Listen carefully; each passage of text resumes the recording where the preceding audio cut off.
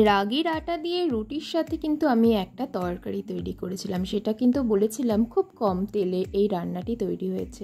এই আলুর তরকারিটি তৈরি করতে আমার কিন্তু লেগেছে মাত্র 1 চামচ সর্ষের তেল। বিশ্বাস হচ্ছে না? বিশ্বাস হয়ে যাবে।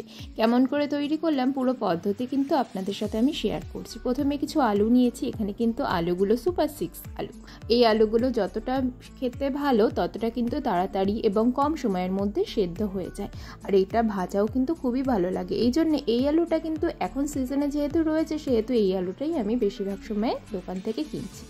যাই হোক, কথা বলতে বলতে আলুগুলো কিন্তু চৌকো চৌকো টুকরোতে কেটে নিয়েছি। এরপর কড়াইয়ে খুব সামান্য পরিমাণ দেখতে পাচ্ছেন 1 চামচ সর্ষের তেল গরম করে তার মধ্যে দিয়ে দিলাম কালো জিরে এবং শুকনো লঙ্কা ফোড়ন।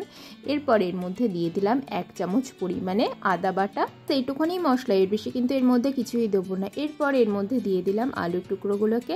এরপর এর মধ্যে স্বাদ অনুযায়ী লবণ দিয়ে এটাকে হালকা নাড়াচাড়া করে ঢেকে রাখবো 4 থেকে 5 মিনিটের জন্য।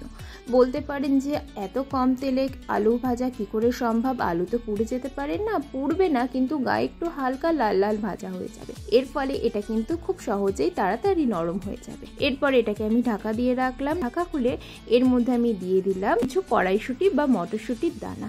এরপর আবারও এটাকে নাড়াচাড়া করে ঢেকে রাখবো 3 থেকে 4 মিনিটের জন্য। 3 থেকে 4 মিনিট পর আমি দেখতে পাচ্ছি যে আলুর গাটা কিন্তু ভালো মতন ভাজা হয়ে গেছে, হালকা লাল রং কিন্তু আলুগুলোর গায়ে দেখা যাচ্ছে। এরপর আবারও এটাকে আমি 2 থেকে 3 মিনিট ঢাকা দিয়ে, ঢাকা খোলার পর এর মধ্যে দিয়ে দিলাম একটা মাঝারি মাপের টমেটো। পাকা টমেটোটাকে কিন্তু আমি টুকরো করে দিয়েছি যাতে এটা সহজে রান্না হয়ে যায় আর সময় লাগে কম।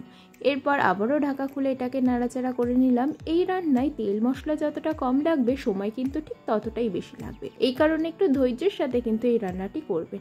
এরপর এর মধ্যে আমি দিয়ে দিলাম পরিমাণ অনুযায়ী জল। যেহেতু এখানে আমি 3 জনের মাপে রান্নাটা করছি সেই কারণে জলের পরিমাণ কিন্তু আমি 1.5 কাপ জল দিচ্ছি। জল দেওয়ার পরে এটাকে আমি ঢাকা দিয়ে রেখেছিলাম। দেখলাম যে তরকারিটা কিন্তু ফুটে উঠেছে। এরপর ঢাকা খুলে এর মধ্যে আমি দিয়ে দেবো অল্প পরিমাণ ধনেপাতা। এখনো কিন্তু বাজারে ধনেপাতা পাওয়া যাচ্ছে, এই কারণে ধনেপাতার ব্যবহার কিন্তু আপনারা এইসব রান্নার ক্ষেত্রে করতে পারেন। এর ফলে এই রান্নার স্বাদও কিন্তু হয় সুন্দর। এই রান্না থেকে ধনেপাতা এবং আদার যে সুন্দর গন্ধ বেরোয় সেটা কিন্তু পুরো বাড়ি যেন মমা করে। আশা করি ভিডিওটি আপনাদের ভালো লাগবে। আর এত কম তেলের মধ্যে রান্নাটি সম্ভব, এটাও কিন্তু বাস্তবে সম্ভব। দেখা হবে অন্য কোনো ভিডিওতে অন্য কোনো রেসিপি নিয়ে। সবাই ভালো থাকুন এবং সুস্থ থাকুন।